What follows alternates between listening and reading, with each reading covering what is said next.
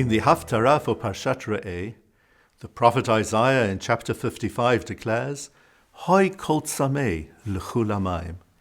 Let all who are thirsty go to the water. Elsewhere, in chapter 21, Isaiah says, Likrat tzamei heitayu mayim. Towards the thirsty, take some water. So what should we be doing?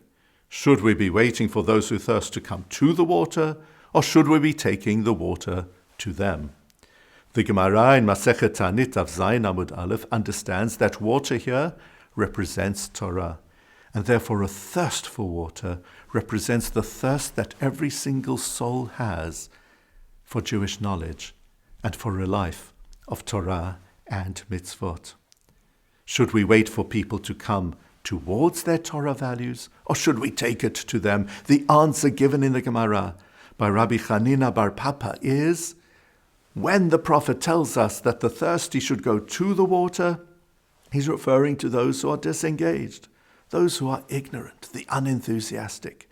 And when he tells us to take water to the thirsty, he's referring to those who are passionate and who are enthusiastic. Now, I would actually think that perhaps the opposite should be the case, but the Maharsha gives this beautiful explanation.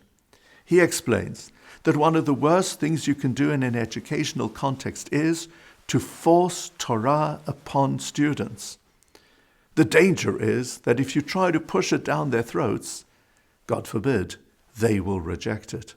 Instead, if you have somebody who is ignorant, who is not involved, disengaged, the best way to bring them to Torah is to show how wonderful and majestic and beautiful and unmissable a Torah way of life is. Let them take those steps themselves in order to embrace it for themselves and to internalize its values. And once you've got somebody who is already absolutely enthusiastic, let's take Torah to them and shower it upon them because they are absolutely willing. I find this of great relevance in our age. Not so long ago, when children would say to their parents, why? The answer many would give was, because we say so.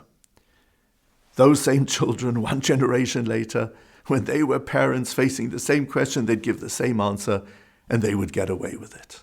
But our children and grandchildren of today, many of them are demanding the right to make up their own minds based on logic and rational matters.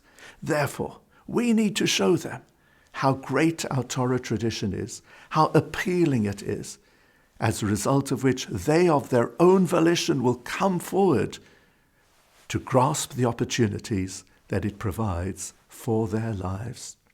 Instead of forcing it upon them, let's guarantee that our children of today will recognize that if they're not there, they're missing out on something very special.